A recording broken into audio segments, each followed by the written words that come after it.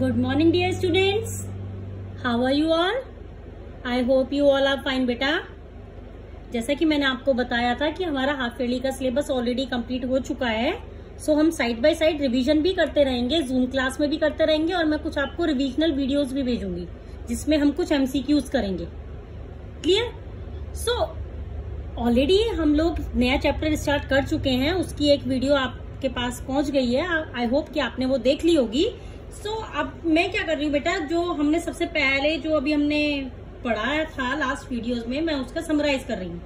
ठीक है, हमने पॉलिटिकल पार्टी के बारे में पढ़ा था कि what is a political party. So बेटा मैं उसके बारे में आपको बताऊंगी। जब इंडिया को इंडिपेंडेंसी चाहिए थी तो इंडियन नेशनल कांग्रेस में ऐसे लोग आए थे जो पॉलिटिकल रिप्रेजेंटेशन के साथ चाहते थे Purna Swaraj. So they were organised a group of a people with same ideology being that they want independent of the India. Clear? Second point is contest election to hold the powers in the government. यही तो पढ़ा था ना हमने political party में। हमारी India में British government थी, राइट? लेकिन इंडियन नेशनल कांग्रेस क्या चाहती थी? वो चाहती थी कि गवर्नमेंट भी किसकी बने? इंडियंस की बने। तो उस पार्टी को अगर आप रोल मॉडल की तरह देखेंगे और आज की पार्टीज को भी देखेंगे आप, जैसे हमारी बीजेपी है, बीएसपी है, INC है, it means Indian National Congress है, there are so many other parties exist in India, CPIM है, कोई भी पार्टी आप उठाकर देख लीजिए, कोई भी पार्टी ले लीजिए, तो उनका मेन मोटिव और मेन मीनिंग यही रहता है। क्लियर? सो पॉलिटिकल पार्टी सिर्फ एक ऑर्गेनाइज्ड ग्रुप है जिसमें वो लोग पार्ट लेते हैं जो पॉलिटिकल रिप्रेजेंटेशन करते हैं कंट्री का।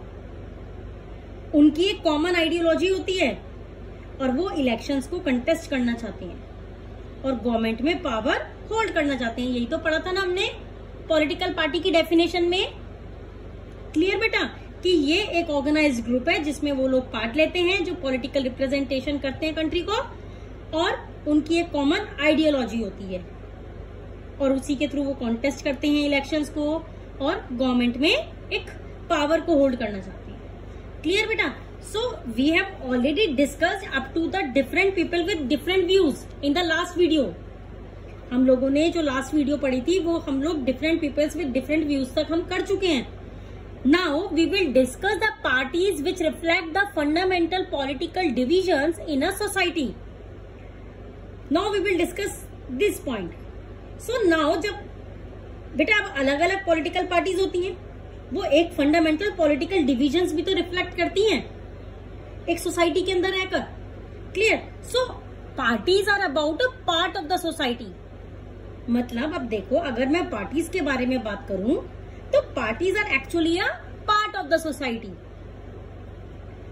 अब आप ये देखिए कि उसके अंदर it involve the partisanships also. It means partisanship भी इन्वॉल्व हो जाती है इसके अंदर।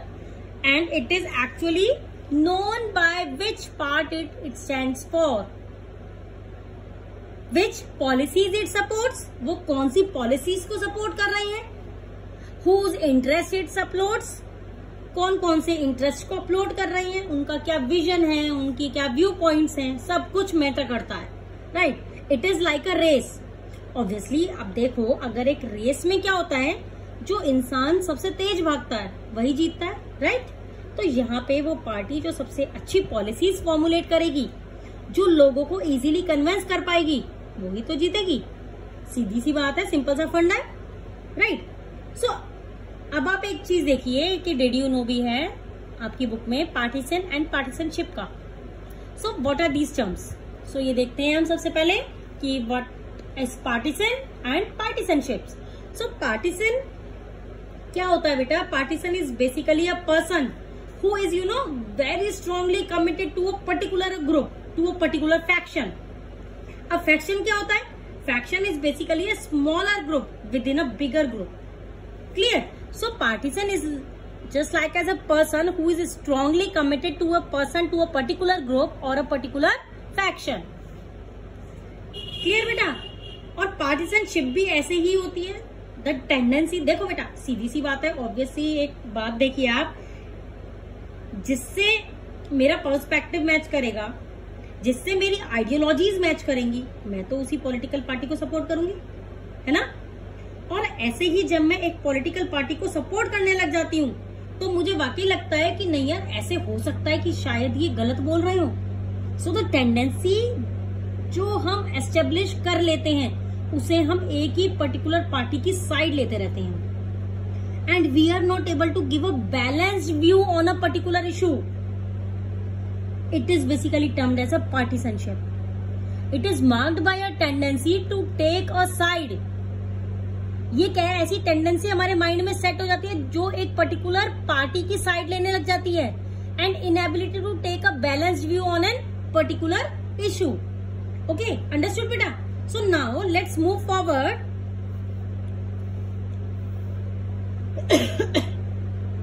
इसके अंदर 3 मेजर कंपोनेंट्स हैं। So political party has its main 3 major components, the leaders, the active members and the followers. So the first one is the leaders. देखिए, लीडर्स वो होते हैं जिनको पार्टी मेंबर सिलेक्ट करते हैं, clear. Second is the active members. The active members are basically all the different pupils who have participated in the political party, clear। And third हमारे आते हैं the followers, you know, जिनके perspective, जिनकी ideologies match करती है किसके साथ, with the ideologies and perspective of the political party, clear। समझ में आया बेटा ये तीनों, the leaders, the active members and the followers है।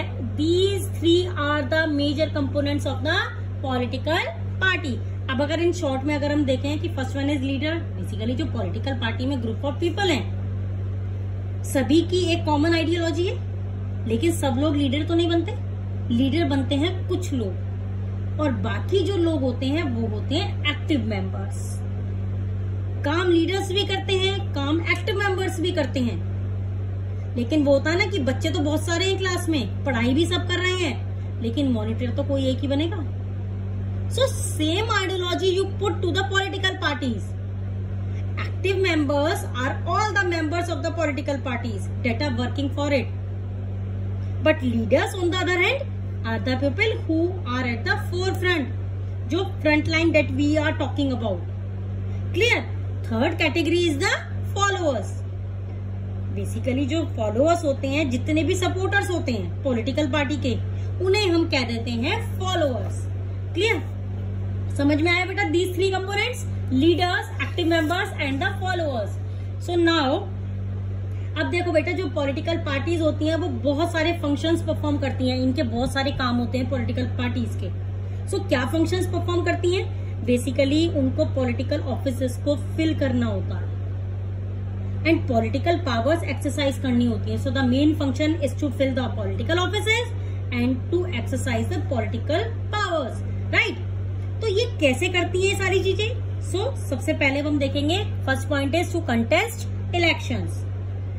First and foremost to contesting the election, then different policies and programmes formulate करती हैं, different policies को और प्रोग्राम्स को, and then role in making laws. उनका बहुत मेजर रोल होता है in the making of laws, definitely, वरना वो लोगों को सेटिस्फाई कैसे करेंगे अगर लॉज ही नहीं बनाएंगे तो, right. And then to form and run the government.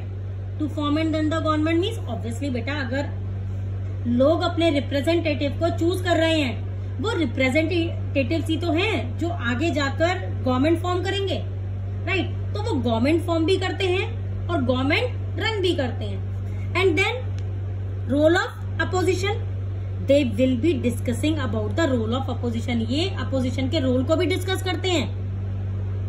Opposition कौन है बेसिकली, देखो बेटा, बहुत सारी पॉलिटिकल पार्टीज कंटेस्ट करती हैं इलेक्शन, लेकिन जो पार्टीज हार जाती हैं they are actually termed as the opposition parties. And then आता है to shape the public opinions, and last but not the least to last function is access to government machinery and welfare schemes of the government।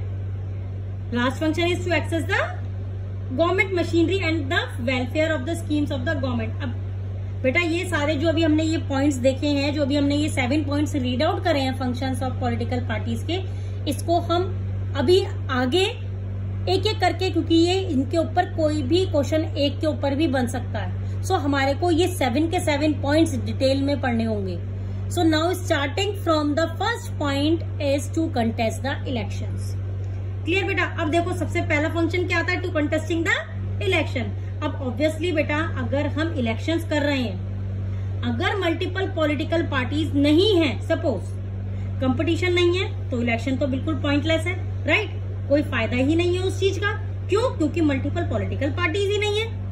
तो देखिए बेटा, in most democracies elections are fought mainly among the candidates put up by the political parties. ज्यादातर democracies में elections के लिए जो लड़ाई होती है किसके बीच में? कैंडिडेट्स के बीच में ही तो होती है, जो किसके द्वारा चलाए जा रहे हैं? पॉलिटिकल पार्टीज के थ्रू. तो देखिए बेटा, ज्यादातर हमारे डेमोक्रेसीज के अंदर जो इलेक्शंस होते हैं they are actually fought among the different candidates. अब ये थोड़ी ना है कि एक पार्टी रूल कर रही है. पार्टी जो है जैसे क्लास में मॉनिटर होता है, वैसे ही यहाँ पे जो पार्टीज हैं वो कैंडिडेट्स को इलेक्ट करती है to contest the elections. And then candidate फिर वो खड़ा हो जाता है उस particular put up by the political parties. ठीक है, टू कंटेस्ट द इलेक्शन हो गया एंड देन कैंडिडेट खड़ा भी हो गया. So he is the face of the political party.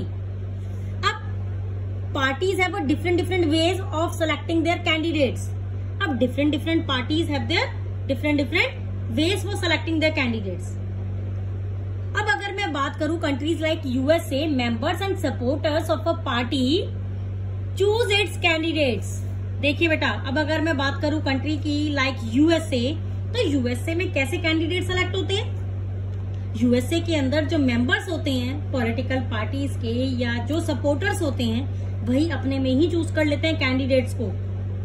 Clear. लेकिन on the other hand just our country like India, top party leaders choose candidates for contesting the elections. तो देखिए, अगर मैं अपनी कंट्री की बात करती हूँ तो उसके अंदर जो टॉप पार्टी लीडर्स होते हैं वो अपने अपने कैंडिडेट्स को चूज करते हैं for contesting the elections, right. अपनी पावर्स का इस्तेमाल तो करेंगे ही ना कहीं. ओके, आई होप कि आपको ये फर्स्ट पॉइंट क्लियर हो गया होगा.